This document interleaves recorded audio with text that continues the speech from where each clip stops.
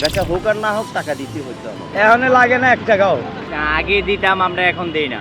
আগে দিচ্ছি, এখন আর দেই না। কেউ ডরে আসে না, চাঁদাবাজরা যা আছে সব ডরের উপরে আসছে।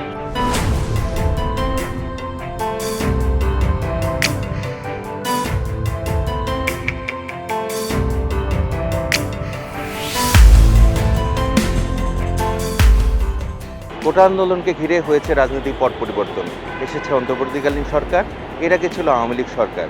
আমরা আজকে বাজারে এসেছি এবং ফুটপাতে দেখেছি যে মহাখালী বাজার ঘুরে যে বিষয়টি দেখা গেছে, আগে চাঁদাবাজি ছিল না, এখনও চাঁদাবাজি নেই, কিন্তু ফুটপাতে দেখেছি ভিন্ন চিত্র। সেখানে আগেও চাঁদাবাজি ছিল, এখন সেই চাঁদাবাজি নায়ের কথা বলছে আমাদের ফুটপাতে যারা ব্যবসায়ীরা আছেন।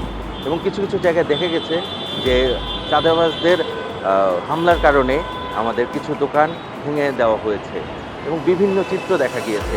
কি বলছেন আমাদের ব্যবসায়ীরা, ফুটপাতের ব্যবসায়ীরা এবং বাজারের ব্যবসায়ীরা, আজকে আমরা তা জানব।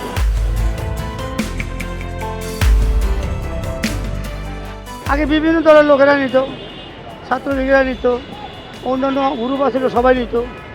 এখন অন্তর্বর্তীকালীন সরকার আসার পর থেকে লাগে না, আমাদের কোনো টাকা পয়সা লাগে না, কেউ ডরে আসে না। চাঁদাবাজরা যা আছে সব ডরের উপরে আসছে। তারপর দেখ আলহামদুলিল্লাহ এখন এই কদিন গত 3-4 মাস আমরা দোকানদারি করতে পারিনি। ঈদের পরের থেকে আমাদেরকে পুলিশে বসতে দেয়নি, না বসার কারণে চালান মঞ্জি খাইয়া শেষ। আর এই গেম জামেদি যা আসছিল সব আগুন ধরাইছে, আগুনে জয় লেগেছে তাও খুশি আছি।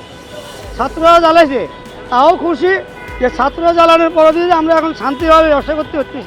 শুকর আলহামদুলিল্লাহ। আমাদের এখানে আগে চাঁদা নিত দৈনিক 200-300 টাকা করে, এখন ছাত্ররা এই সরকারকে আনা দেওয়ার জন্য আমাদের কাছে অনেক ভালো লাগতেছে এবং দেশটা অনেক সুন্দর হয়েছে আগের থেকেও। এই সরকার আমার থেকে অনেক কিছু নিত, এখান থেকে ট্যাক্স নিত মাসে মাসে 1000-2000, এখন চাঁদাবাজ উঠাই দিছে, ছাত্ররা দেশ স্বাধীন করছে। এখন আমরা কয় টাকা আয় করতে পারছি। মানে হঠাৎ করে বলা নাই কেউ নাই, আইও দাম করে মনে করেন ভাঙিয়া ভাঙিয়া ভাত ভোট তরকারির মধ্যে সব নষ্ট করে বলা। মানে আমাদের কোনো অলিংও দেয় না, কোনো ইও দেয় না। আমরা তো ফুটপাতে ব্যবসা করে রাখি, এখন মনে করেন কী জন্য ভাঙছে এটা আমরা বলতে পারি না। হঠাৎ করে মাল জিনিস সব তেল ফলমের করে এগুলো সব ছিঁড়ে ফেলাইছে। কাস্টমার মনে করেন ভরা কাস্টমার মনে করেন সব চলে গেছে। এই যে অবস্থা ভাঙছে যে রেলওয়ের লোক কয় আমরা রেলওয়ের লোক। এখন চাঁদাবাজি কি অবস্থা? আপনারা যে ব্যবসা করতেছেন এখন চাঁদাবাজি নেই?